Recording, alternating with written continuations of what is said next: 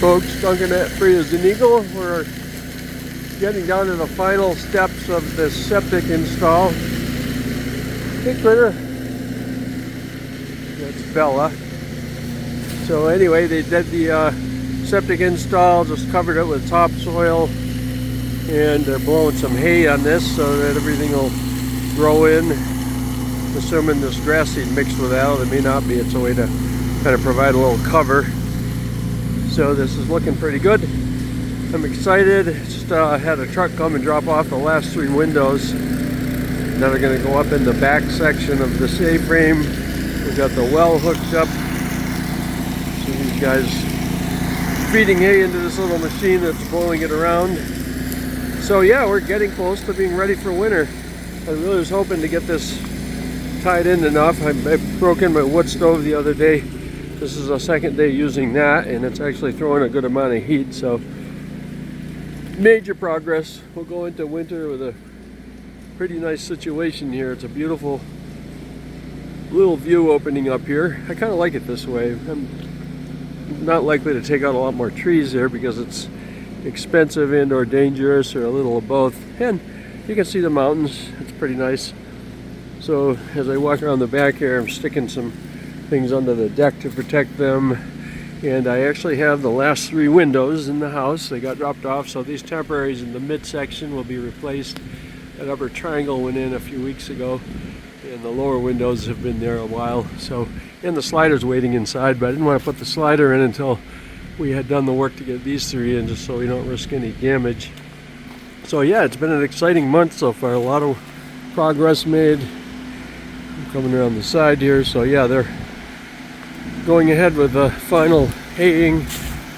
The last really tricky thing for me right now, I think, is I've got to figure out, I've been doing my own wiring, which I can do here in Vermont, so far I haven't had a problem with that. Watching YouTube videos and learning what to do. This thing's going to be a little tricky because I got a conduit coming up, and I'm going to send that into the house.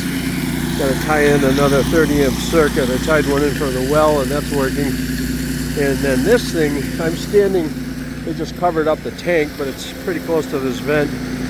But the tank will have 2 floats for the pump that sends the effluent to this mounted septic system. And then 1 float will run the alarm, and that one sits high, so if for any reason there's a failure and the effluent builds up too high, that alarm will go off. So that wiring gets a little complicated. But I looked at the box that it comes with, and I think it separates it into the different wires that you got to hook up. So I'm going to do a little bit of studying on that and see if I can find any YouTube videos that will explain it. And then if I do, then I will feel comfortable to pull wire through that conduit from the tank and then bring it into the house and then hook up the control box and hopefully get the right wires in the right places, and then we'll be in business. Meanwhile, so the remaining windows are now in here. Oh yeah, here's my pretty little wood stove. I let it kind of burn down. You're supposed to run like 3 smaller fires just to bake off the smell of it and the paint, which I've done. It doesn't give off too much. Yesterday it was getting kind of nasty in there because of the smell, but I think it burnt it off. So I'm trying to avoid some of the glare here, but it's glary. So anyway, here's windows. There's 2 of these kind of trapezoid windows, which I had to delay on getting because the only way they'd make them is by chopping that outer corner off, having a little straight section, which doesn't bother me. That is not an issue, and there's 2 of those, 1 for each side, and then the center one. So if I look up at the sun here where it's quite glary, I'm going to get back where it's overhead. Okay, so that midsection has temporary windows still, and these 3 will go up there, at which point we can finish up the siding. Oh, actually the slider has been waiting. I wanted to not put the slider in until I had the last of the windows in, just to avoid any risk of damage.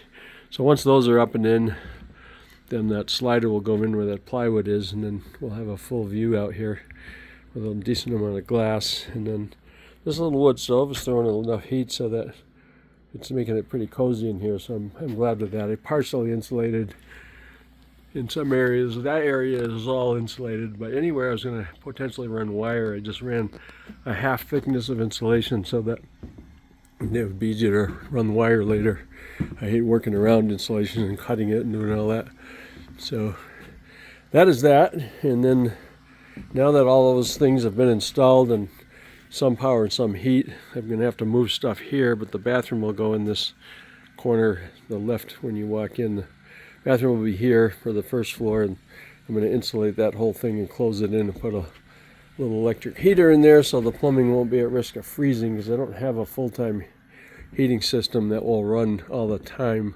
This will be more like while I'm working here during the winter, the wood stove will be the heat. So at night when I'm not here, we'll have insulation and closed in areas that can be heated. In the basement actually is safe because it's insulated from the outside and it stays warm underground.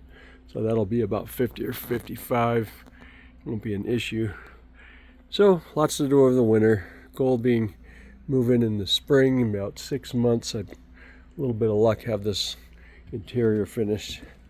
So that's a catch up. We're making good progress, and I will get back to work. Talk to you again soon.